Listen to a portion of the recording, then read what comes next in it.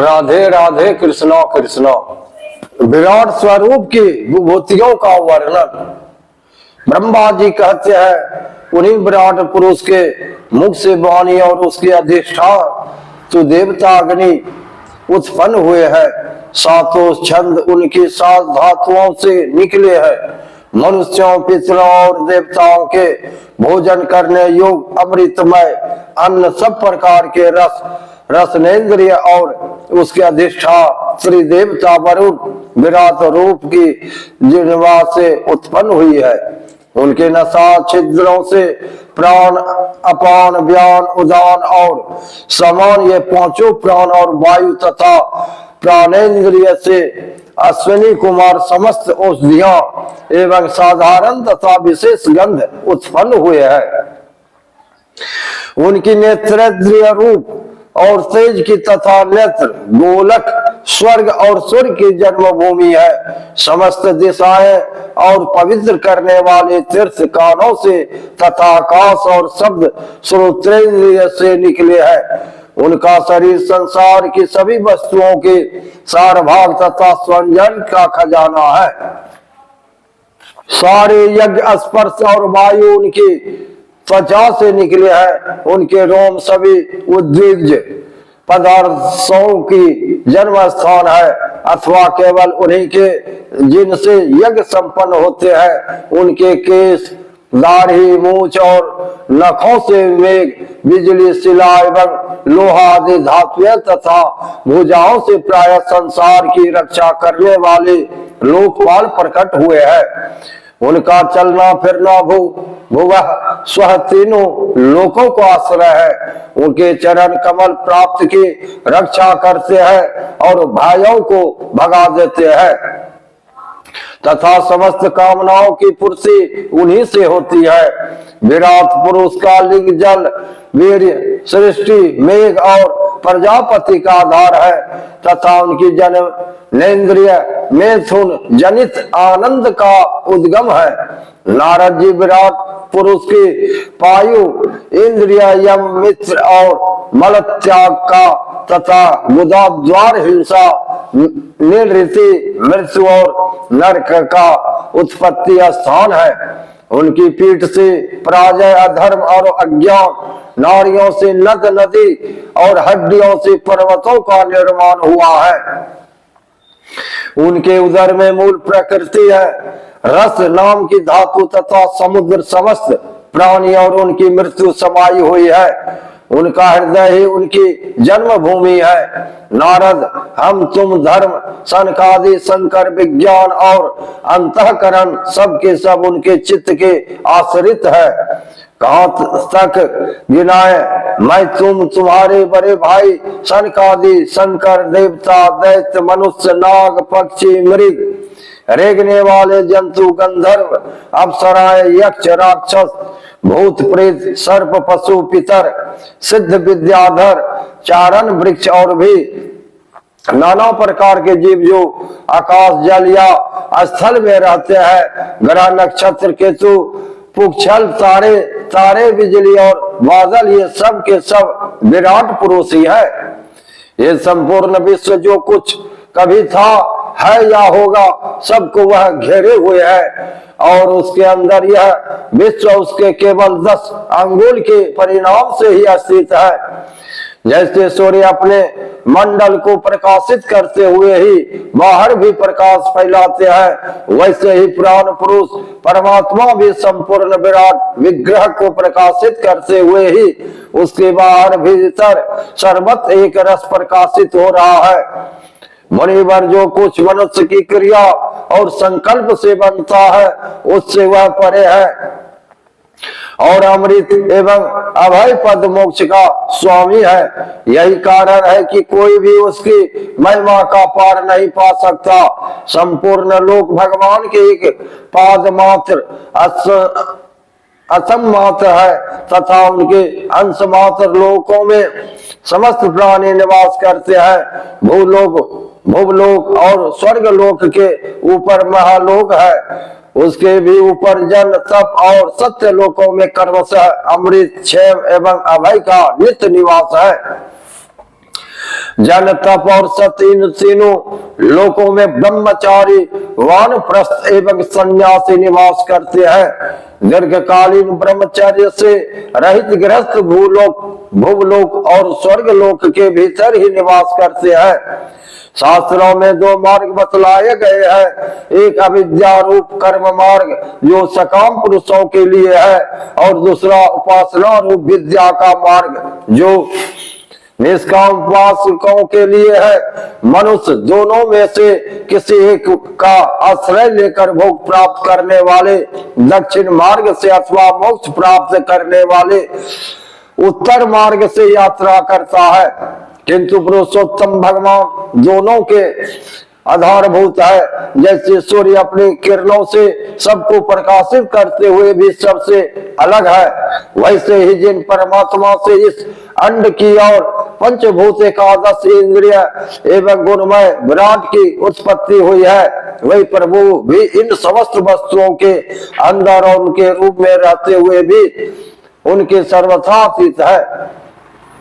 जिस समय इस विराट पुरुष के नाभि कमल से मेरा जन्म हुआ, उस समय इस पुरुष के अंगों के अतिरिक्त मुझे और कोई भी यज्ञ की सामग्री नहीं मिली। तब मैंने उनके अंगों में यही यज्ञ के पशुयुग, स्तंभ, कुश यज्ञ, भूमि और यज्ञ के योग उत्तम काल की कल्पना की। ऋषि श्रेष्ठ यज्ञ के लिए आवश्यक पात्र आदि वस्तुएं जो चावल आदि औषधियां, घृत आदि सरे पात्र, छह रस, लोहा, मिट्टी, जल, ऋग, यजु, साम, चातुर्होर, यज्ञोग के नाम, मंत्र, दक्षिणा, व्रत, देवताओं के नाम, पद्धति, ग्रंथ, संकल्प, तंत्र, अनुष्ठान की रीति, गति, मति, श्रद्धा, प्रायश्चित और संपर्क, यह समस्त यज्ञ सामग्री मैंने विराट पुरुष के अंगों से ही इकट्ठी की। इस प्रकार विराट पुरुष के अंगों से ही सारी सामग्री का संग्रह करके मैंने उन्हीं सामग्रियों से उन यज्ञ स्वरूप परमात्मा का यज्ञ के द्वारा यजन किया।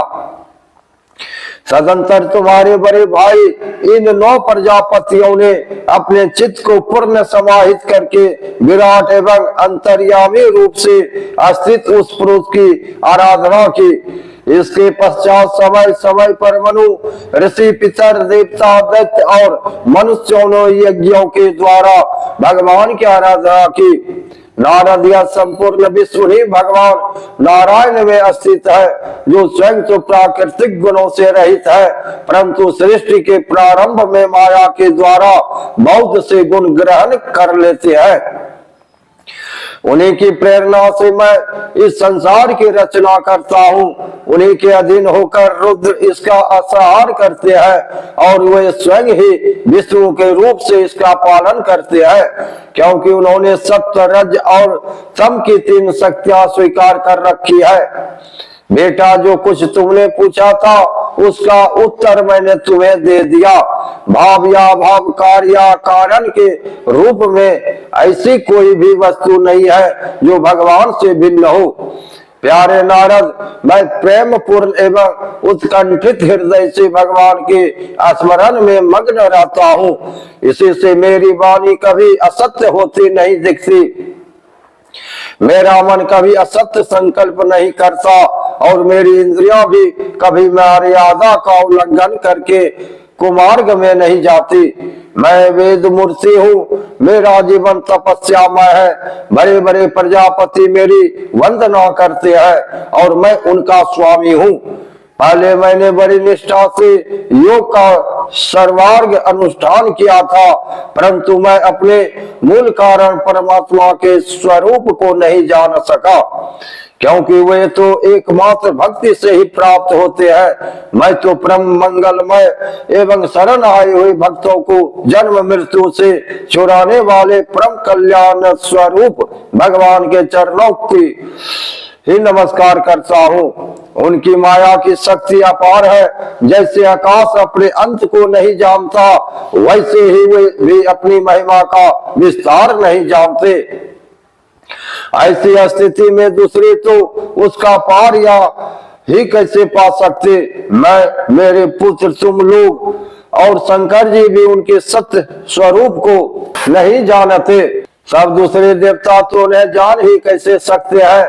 हम सब इस प्रकार मोहित हो रहे हैं कि उनको माया के द्वारा रचे हुए जगत को भी ठीक ठीक नहीं समझ सकते। अपनी अपनी बुद्धि के अनुसार ही अटकमा लगाते हैं। हम लोग केवल जिनके अवतार की लीलाओं का गान ही करते रहते हैं, उनके तत्वों नहीं जानते। उन भगवान के श्री चरणों में मैं नमस्कार करता हूँ। वे अजन्मा एवं पुरुषोत्तम है।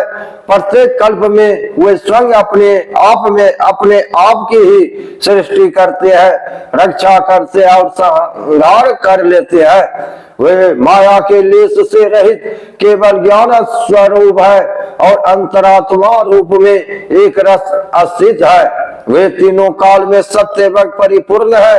न उनका आदि है न अंत। वे तीनों गुणों से रहित सनातन एवं अद्वितीय है। नारद महात्मा लोग जिस समय अपने अंतःकरण, इंद्रिय और शरीर को शांत कर लेते हैं, उस समय उनका साक्षात्कार करते हैं। परंतु जब असत्य पुरुषों के द्वारा कुतर्कों का जाल बिछाकर उनको ढक दिया जाता है, तब उनके दर्शन नहीं हो पाते। परमात्मा का पहला अवतार विराट पुरुष है। उसके सिवा काल, स्वभाव, कार्य, कारण, मन, पंचभूत, अहंकार, तीनों गुणों, इंद्रियां, ब्रह्मांड, शरीर, उसका अभिमानी, अस्थावर और जंगम जीव सब के सब उन अनंत भगवान के ही रूप है। मैं शंकर, विष्णु, दक्ष आदि ये प्रजापति, तुम और तुम्हारे जैसे अन्य भक्त जन, स्वर्ग लोक के रक्षक, पक्षियों के राजा, मनुष्य लोक के राजा, नीचे के लोकों के राजा, गंधर्व, विद्याधर और चरणों के अधिनायक, यक्ष, राक्षस, सांप और नागों के स्वामी, महर्षि, पितृपति, दैत्येंद्र, सिद्धेश्वर, दानवराज और भी प्रेत, पिशाच, भूत, कुष्मांड, जल जंतु, मृग और पक्षियों के स्वामी एवं संसार में और भी जितनी वस्तुएं ऐश्वर्य, तेज, इंद्रिय बल, मनोबल, शरीर बल या क्षमा से युक्त है, अथवा जो भी विशेष सौंदर्य, लज्जा, वैभव तथा विभूति से युक्त एवं जितनी भी वस्तुएं अद्भुत वर्ण वाली, रूपवान या अनुरूप है, वे सब के सब परम तत्वमय भगवत स्वरूप है। नारद उनके शिवा परम पुरुष परमात्मा के परम पवित्र एवं प्रधान लीला अवतार भी शास्त्रों में वर्णित है। उनका मैं क्रमशः वर्णन करता हूँ। उनके चरित्र सुनने में बड़े मधुर एवं श्रवणेन्द्रिय के दोषों को दूर करने वाले हैं। तुम सावधान होकर उनका रस लो। राधे राधे, कृष्णा कृष्णा। लाइक करिए, सब्सक्राइब करिए।